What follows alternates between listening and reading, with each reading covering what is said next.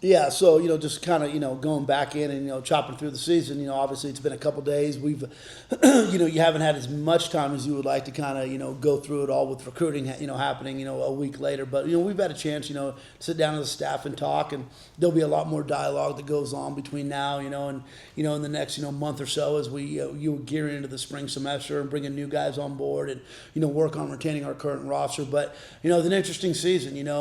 It's a year where you win four, and it's a year where you lose four on the last play of the game. You had two other, really competitive games. The La Tech game, 13-point game in the fourth quarter with the ball, with an opportunity to go down and drive. A New Mexico game that's a 4-point game in the fourth quarter, and I think the biggest takeaway is just our inability to finish things off. Our guys competed hard the entire year, gave themselves multiple chances, literally deep into the, the last couple seconds of games, and too often we weren't just able to, to close the gap, So that's something we need to look at, the details, the little things that got in our way. Again, when you look at the global picture of things, we need to be better at running the football. That's a huge thing. It's something we've been good at. It's something that that every team I've ever coached has been really good at. 4 of the 5 years I was at UNLV, we were top 20 rush offense in the country. We've done a good job of running the ball for years here. That's something that really got stagnant this year. A lot of reasons for that. I think some of the late losses in the spring really showed up and reared their ugly heads, especially with losing some guys early on and not having the depth you need in the offensive line room. So that's something that needs to be addressed in the offseason. We were able to throw the ball a lot better than we were a year ago, but to me, turnovers were an issue. You know what I'm saying? We too oftentimes we threw too many interceptions. Got to do a better job there. Defensively, we showed moments. To me, we were kind of a streaky defense. At times, we had the ability to shut people down for long periods and quarters at a time, but we gave up too many explosive plays.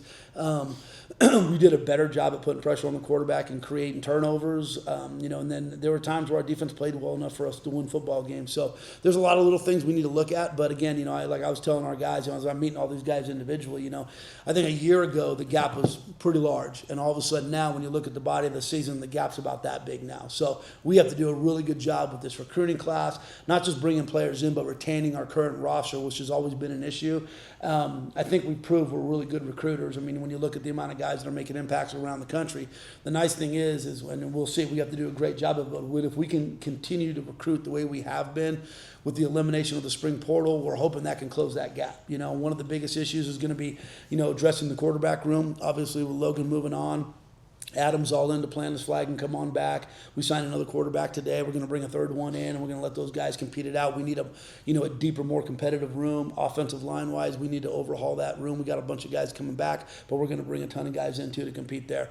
The receiver room's in pretty good hands. You may lose one or two, but for the most part, we've got the lion's share of guys coming back, and we're excited there. And then, on defense, for the most part, we are keeping most of our, important guys, which is, really important for this program moving forward. And then again, we addressed some of the deals today on defense, and we'll continue to do that through that next signing period. So, again, obviously disappointing season when you look at the overall record. You don't want to ever end the season sitting there at 4-8. And then the tougher thing to swallow, which is a positive and a negative, is when you're looking at it, competitively, when you're sitting there going like, my goodness, you're sitting there with 4-win season, and you have 4 losses that are by 1 score, and all of them within the last couple seconds of a game, and 3 of them on the last play of the game. So we have to do a good job of looking internally, being more disciplined, taking care of details. And I think if we do that, we have a great chance to not just, get to 6, but to go ahead and compete for a conference championship. If there's a team playing on Friday night that, we missed a field goal at the very end of the game. It's one of those deals where we're right there competitively, but now we got to learn how to be more mature. Again, we need to upgrade our talent, and then we have to do a good job of, with the guys that we have, continuing to develop those guys and, and keeping some continuity, which has been tough the last couple of years. You said that the gap between where you wanted to be and where you are narrowed or lessened, yes. Something like that. Okay, a year ago, what did you address that enabled you to close that gap going back to last year? Well, some of it was recruiting, and just some of it was just attention to detail and more discipline. I think we did a good job of bringing in, some really dynamic guys. When you think of, you guys like Brody Malone, you think about guys like King, dynamic playmakers that can, make a big difference. I think bringing in Logan Fife, originally, as our starter, just to be able to, spread him, make him play the entire field. That was a big difference. And I think defensively, when you look at the group, we were able to add some talent in the back end, and then we were able to grow some guys up. Guys like Nathan Mitchell got a chance to grow up. I mean, he made a huge jump this year. Burnock Aya did a great job. I mean, of coming on in. And Stilton, you saw him towards the end of the year make a big difference. So I think a lot of it had to do with just being able to recruit. And I think again, when you look at the very end of it, the one thing that really got us, this year was just the depth in the offensive line room. When you're sitting there and you're going towards the end of the spring and you lose certain guys, and then you get into the first game, the first 2 games of the season, you lose 2 starters when you're already a little depleted. You kind of saw that being a little help to schedule. There's a lot of moves around, moving BJ from center back to guard, and Santos in and out, and Malik having to go from right to left, and Armand, there's a lot of little hockey changes that you don't necessarily want to make throughout the course of the year. So I think that's probably the biggest thing that got in our way. But I think recruiting and just another year into the system. Thanks. Tyler Martinez, he only played 4 games this year. Yeah. So do you guys want to redshirt him and bring him back? Is that something He redshirted and he is coming back. Okay.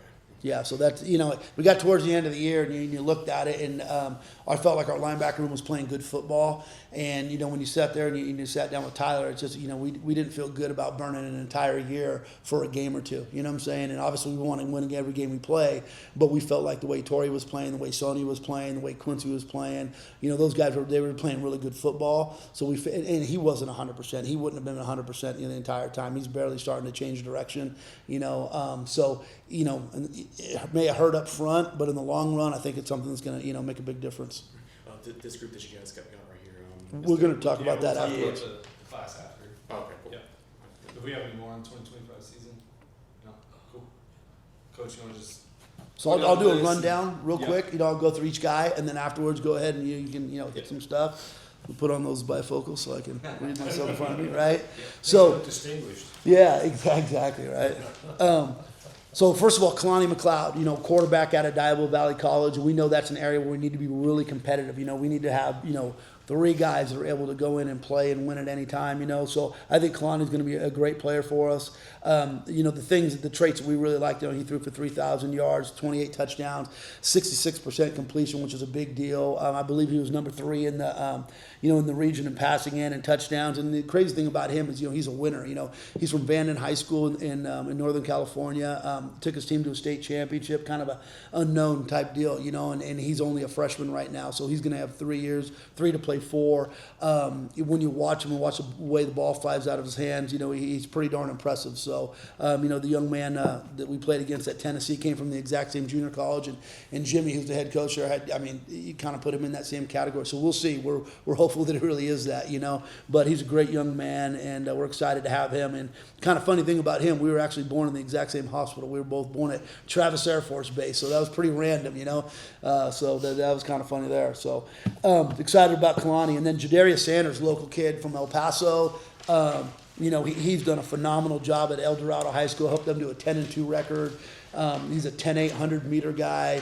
He's long. He's 6'2". He's a guy that we recognized a long time ago, He's been to our camp multiple times. Obviously being a local guy, he's come to a lot of games. So we're really, really excited about Jadarius. And, we've done a really good job as of late of bringing in, we've got a pretty good tradition of bringing in good receivers, from John Brady to Trent Hudson, to Donovan Fappel to TK King to Brody Malone. And I think he's in that same category. So we're excited about him. And then Isaiah Garcia Perez at Broomfield High School in Colorado, helped those guys do a 9-3 record. And obviously that's an area where we want to continue to build. You're going to bring older guys in, but you still need to bring high school guys in every single year at that spot. But big 6'4", 330-pound kid, he's a tough kid, road grader. And, I think he's got a lot of potential, as the years go on. So we're excited about having him here. And then you have Jordan LeBron Downey out of Livingston College. So, nowadays with the portal and such, what we've had a lot of success with is taking guys from that Division II and 1AA level and elevating them. You look at Cole Shinowski and what he did over the last 2 years. He's the same guy, came from the same level. So we're really hoping that he can be an impactful guy. But he was a guy that we ended up, getting kind of late. So, and you got to love his name, Jordan LeBron, right? So I'm sure he'll be good in the pickup games. And then Jamon Thompson, who's actually the brother of our current DN Jamal, right? He's currently playing in the Florida 3A playoffs. He's on a team that's 12-1. He's done a phenomenal job through his high school career, and then getting to know him because of his brother playing here is a big deal. So we think he's got a huge, tremendous upside, and we're excited about that. And then you got Zacchaeus Thomas, who 6'2", 250-pound kid out of Trinity Valley Junior College in Texas. Again, we've recruited many guys from there that have been successful. He's a pass rusher. He's had 11 sacks over his career. I believe he led the team in sacks this year. Big, long wingspan. Just a great young man. But we're excited to add him to the room. That's one thing we got to continue to do. Is with the ends we have coming back, we need some dynamic pass rushers out there, and we're hoping he can add to it. And then Fa'a Paia Fualema, coming from Foothill Junior College in Northern California. You watch this. He's the first team, all-region defensive guy. He sits right at about 6'1", 230 pounds. And when you watch him walk in, he's a pretty rocked-up guy. But the thing that jumps out on you is how violent he plays. He runs and he hits. He's sideline-to-sideline guy. And, again, we've got a pretty good linebacker room. But anytime you can add a guy like that has that type of intensity and tenacity, it's great. So we're excited about him coming on in. And then the last one, DeMarcus Peters, corner out of Texas A&M Kingsville. He had a ton of offers from teams in our conference. He was a first-team all Lone Star guy. It was a major battle to get him. Literally, I was talking to him on the phone this morning and getting that thing done. So again, adding a quality corner that comes in, who's he's got elite speed, athleticism, and he's played the college game for a while. So I think those 8 guys make a huge difference into our room already. There's still a lot of work to be done. The number one thing is going to be retention for us. So we're meeting with all of our guys right now, kind of figuring out what that looks like. And then from there, that'll kind of dictate where you go in January. And January is going to be a fast and furious couple of weeks, because that portal, it's not open, but it is open, right? And, it officially goes open January 2nd, and then, kids come on campus, our players will come on back, and our new guys will be on campus, I believe, January 22nd. So, in that short, kind of 3-week window, we're going to have to do a lot of work, but everybody in the country is in the same boat. So we're excited about these 8 guys we brought in. I think they're going to elevate us. They're going to make us better. They're going to add depth and some competitiveness in certain rooms and certain situations, and that's something that we've done a good job with in the past. We need to continue to do moving forward. Coach, how do you try and navigate this short, jam-packed time when the season just ended less than a week ago with trying to retain the current guys on your roster? We've already seen a couple guys announce that they're probably going to enter the portal. We're also trying to bring in new guys for this fall early signing class. Yeah, so the biggest thing that we're starting to learn is you can't be too knee-jerked about any of this stuff, because essentially you got agents that are saying kids are possibly going in the portal, and you're meeting with kids, and kids are saying, well, I'm not necessarily leaving, but they want to throw things out there to get leverage to see what offers they can get, and it's just kind of a weird old game. You know what I'm saying? So the majority of your guys are, they're pretty upfront about you, whether or not they want to come back and this and that. There are some that want to go out and they don't necessarily want to leave, but they kind of want to test the waters. And that's just kind of the deal of college football now, So, it's interesting. Some of the guys that you've seen, hey, they're going in. We've had great conversations with them, and I think some will be back, and I think some will move on, So it just all depends, time, circumstance, opportunities that they get, how much money's thrown at them, things like that. And then we have to do a good job. I think we've done a good job with the relationships. I haven't had one guy come on in and be like, hey, I'm out of here, I'm going for sure. Yeah,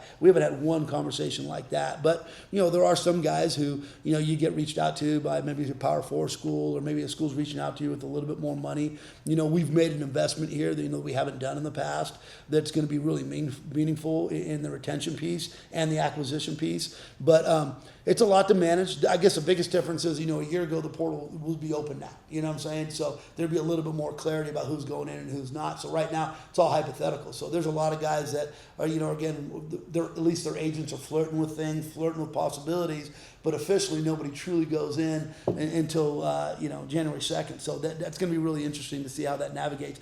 Good thing, though, is you have a lot of time. You know what I'm saying? You have some time to bring guys back in after they've kind of seen what's going on out there and have conversations with them before they truly go in. Because, at the end of the day, with your retention stuff, you're talking to kids, you're offering them opportunities to stay. But then once January 2nd comes, if they do go in the portal, for us, in our mindset, it's kind of like, okay, there's been enough time, they kind of know what they want to do. Now it's time to move on, and you got to be ready to go replace them, So I think we're all kind of, in that boat right now, and it's nothing that really kind of is unsettling. It's kind of, it's kind of funny how nowadays, you're not, it doesn't even rattle you, you know what I'm saying? It's something you're kind of used to, and it's how you navigate it and how you compete in it. And I think we've done a great job. It's just, the one piece that I'm excited about, not excited about, January 2nd to the 20-something, you know what I'm saying? And some of these schools around the country, they're going to start school the first week of January, right? Imagine what their window is going to look like, trying to get guys in the right calendar. But I think the one thing that I'm excited about is when the chaos ends and guys are on campus and the portal closes and you've signed your guys, you have an entire year where that's your team. You don't got to worry about wasting time in spring with guys that aren't going to be there. So I think that's going to be impactful. But I'll tell you what, I don't think that anybody in college football thought that that it was going to be almost more unsettling than the old rules. I mean, you've got coaches moving, who've got teams in the playoffs. It looks like the G5 team that goes is going to be a team that doesn't have a head coach, currently. You've got teams, in the Power 4, the Ole Miss, that, has that coaching change. You're seeing it all over the place right now. So it's a little unsettling for college, but it's kind of the way that things are. So we're just kind of, maneuvering it and when working through it, the best way we can. And I think we got a good handle on it. Coach, how do you go about selling the program, whether you're trying to retain or where you're trying to getting recruits? How do you sell the program into where this program will be headed? Yeah, well, that's not real hard to do. Number one, there's a lot of different variables that you sell, and there's a lot of different things that are important to people, right? Number one, competitiveness. It's real easy to sit people down and to show them, most of the kids we're recruiting, they've followed us, right? But when you see the competitiveness we had this year, you see how close those margins were. The team playing for the conference championship on Friday night was a team that, we missed a field goal at the very end of the game. You look at those things, and again, they're positives, because it's not like, man, we're so far away from being competitive. We're extremely competitive. 10 of those 12 games, we had great opportunities to win those games deep into the fourth quarter, right? And a couple of them deep into the last couple of seconds. There's a lot of teams out there that, hey, they may have the same record or maybe one more win, but they weren't even competitive, at the end. And you just got to be able to show that, and it's real easy. That's not you talking somebody into it. You can just show them, evidence by, scores and situations and things like that. The biggest thing here is the infrastructure here is outstanding. This is the first recruiting class we've showed our locker room to since I've been here. So going back to when I first came to Jerry, we had never shown the locker room to a single recruiting class, right? Just eliminating just weird things like that, you know what I'm saying? And I'm telling you, when kids walk through, like, wow, you look at the new locker room, we're about to revamp this whole thing and, revamp this room right here. We're putting a brand new weight room floor in on December 8th, getting that whole thing redone, the new practice field, the new game field, right? And then when people come up to visit us and the sun is out and it's 60 some odd degrees, that kind of sells itself. We got a great community we live in. Most people want to be in a college town, let's face it, you know what I'm saying? So when kids come here and they don't see a big city and they don't see a lot of traffic and they see it's going to be a true college experience, there's not going to be a lot of distractions, that's really appealing to a lot of parents, really appealing to a lot of kids, So it's one of those deals where we have a lot to sell. We've got, and one of the things we sell too is that if you want to be, recruited and developed at a high level, there's no better place. Because when you look at the players that have come here, and you look at, unfortunately, the guys that have moved on and the success that they've had moving on, is directly related to their time here at New Mexico State and what we were able to do for them. And I don't know anybody in our conference that can boast that they've had as many kids that have been as impactful on Division I football in the last 2 years than former Aggies. Do you feel like, or I guess what do you feel like some differences between the conversations that you had with players who have been reported to have entered the portal and just maybe the agents that are kind of floating that news out there and things like that? Yeah, our conversations have been, they're, again, once you've gone through it, so, the first year you go through it, guys are coming in and you're like, and now it's kind of like, okay, you kind of expect it. The guys that have played well, there's going to be people reaching out to them. And, and then the one thing that's interesting is, the good agents, right, out there, the ones who really care about the guys, whether the kid stays or goes, the first thing they're going to do is call the current head coach, right? Especially if the kid's playing well. They're going to call you, all right, let's talk about the current situation, this and that, because you never want to take a young man out of a good situation and put him in a bad one, right? And as many good players as we've had that have done well, we can tell you the horror stories too, and we got a bunch of those, right? So it's interesting though who was representing them. Some of these agents that they don't even reach out, they don't talk to the current coach, don't talk to myself. They're out there just trying to figure out how many guys can I collect, right? And where can I send them to the highest bidder so I can get the biggest percentage? You know what I'm saying? The ones that really care about the kids, you can tell because they'll call you, tell me about your situation, what is it you can do for the young man, so you have a good conversation. And you know what? It might not be enough. They might have opportunities other places. They may have more opportunities to elevate, but there's good dialogue there. So I've seen more of that in this cycle than I have in the past, but there are still some of those other guys out there that kind of are doing some, they're kind of working in the corner, so, but our guys they're really good. That's the one thing that we've developed around here is, there's nobody, none of our young men are nervous about coming in and talking to us. We don't make them feel bad about thinking about it. We talk to them about our situation, how we feel about them, their opportunities in the future. We have a lot of good dialogue with those guys about that stuff. So I think it makes the conversations more genuine and more easy to maneuver through. So the agents of Donovan, Ezra, Torrey, and Gavin, you haven't heard from yet? I'm not going to speak about any specific agents or any specific kids. Coach, when you kind of look at this recruiting class and you talk about trying to close the gap, where do you think by the spring, maybe not necessarily a certain number, but like where do you think you need to add to be able to close that gap so that next year some of those close losses turn into victories? Yeah, so to me it's more about like what rooms. I mean, there are some rooms where they're pretty healthy with a lot of guys coming back, at least right now. You know what I'm saying? They could always change. So you look at our rooms and you look at the corner room and you've got 3 corners that have played a ton that are coming on back. We signed another one today. We need to continue to add there, but you feel like with the young men that came in last year that were here that are returning, they're going to continue to get better, and we got to get better in that room. We've added a guy that was an all-conference guy. We're going to add a couple more to that room, so I feel like that room has a chance to elevate. The linebacker room has got more experience than any room on the entire team. I mean, we have a lot of really good players here. You could actually afford to lose 1 or 2 of those guys and still have a talented room. So we're excited about that. Guys like Gabe Peterson and Bradley Facility coming on back. In junior. And I mean, you've got some guys coming back in that room that's really good. We just added one. We'll continue to add more. Pretty healthy room. Defensive line. You got 4 guys coming back. You have 2 guys that were in the 1 rotation the entire time. So again, we've added a new guy to that room, so you feel good about that, right? The back end, in the safety room, it'll be interesting because you got guys like Burnock, you got guys like Nate Mitchell, and you're really fighting hard to keep those guys back. Hale, guys that have played a bunch. We've got some young guys that I think are getting ready to push the envelope, kind of like Nate Mitchell did a year ago, So we got to work really hard to try to retain those guys. But then if you do lose 1 or 2 of those guys, you got to make sure that you're doing a great job and you're ready in the recruiting area, right? Because right now that's a healthy room, but that could change fast. I think the biggest thing, when I look at the defense is we've got to continue to create pass rush, right? We have to be more consistent stopping the runs. We give up too many big runs at the end of the year. And I think one of the things that kind of contributed to that, when you look at the pitch count on a lot of our guys, some of the guys were just playing too many plays. You know what I'm saying? So you got to be a little deeper there. You don't need guys playing 80 snaps a game in certain positions. They need to have more of a rotation going on there, right? And then offensively, we have got to have we have to play better up front on the offensive line, right? And then we need to be, we need to be more consistent with, the running back room. I think, our inability to run the ball effectively this year consistently really hurt us in the games that we were able to run the ball. We were able to move it a little bit. You saw those games be a little bit more competitive. You know what I'm saying? But there are too many times we were kind of stuck in the mud. You know what I'm saying? We never got it going. Part of that had to do with the injuries. Part of it had to do with the spring portal. Part of it had to do with a lot of little things. But nobody cares about those excuses, right? So, but we have to do a really good job of retaining some of these young guys because we've got some good freshmen and stuff that we got to build back up. We're returning guys. Like Mateo, hopefully Armando, and guys like that. BJ. We've got some good guys in that room, but we got to add a good bulk to that room. And then quarterback-wise, we need to have a competitive room because things are going to happen, right? And when they do, there can't be a drop-off. We got, and I thought Adam did a really good job. He's going to be able to compete for it. It was great watching him play in those last 2 games. I think that spoke volumes about who he was and his character. But we added Kalani. We're going to add another one from the transfer portal to make sure that room is highly competitive.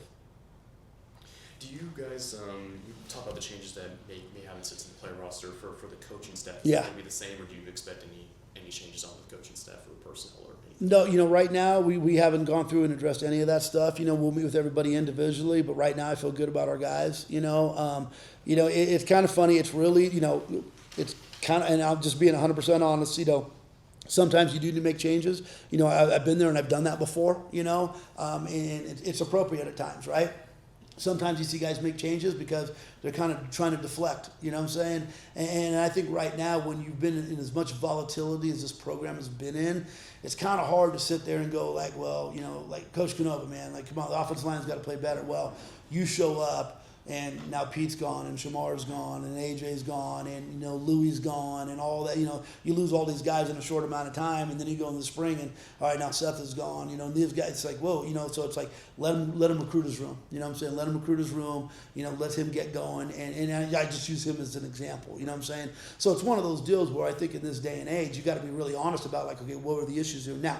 If there's communication breakdowns, if, you know, you don't see good technique, you know, if there's a lot of things schematically that are happening, they're kind of in flux, you know, then you got some issues, right? But, you know, again, you know, you bring in a new coordinator like Yost, you know, and you come through the spring and you see a lot of great progress, and then all of a sudden spring ends and your offense is totally different because certain pieces are now gone, right? And now you're sitting there going like, we got to be better at running the football. Well, there's reasons that we struggled, you know what I'm saying?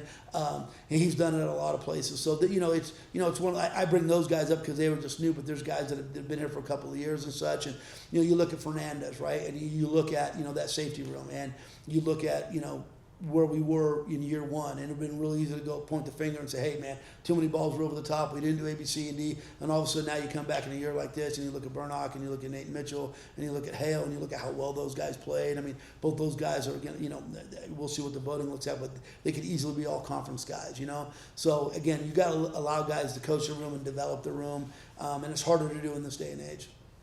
Coach, just quickly touching on Jadarius.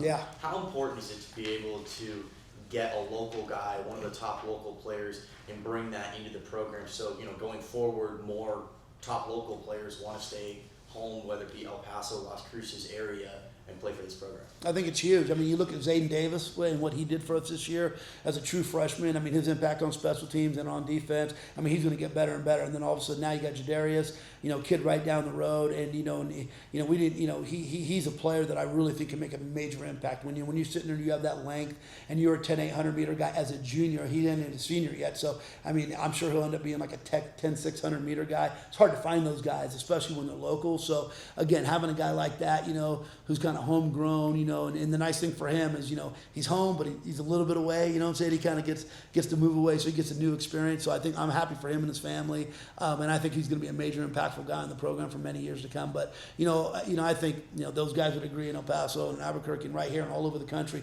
the more local guys that you can recruit and keep on your roster, the better, you know. So, you know, we try to do a really good job of that every year. Any more? Coach, just have just a real quick question, a little bit off topic, but just they announced Florida State will be kicking off 2026 Yeah. season at Florida State. Just talk about just the opportunity to go.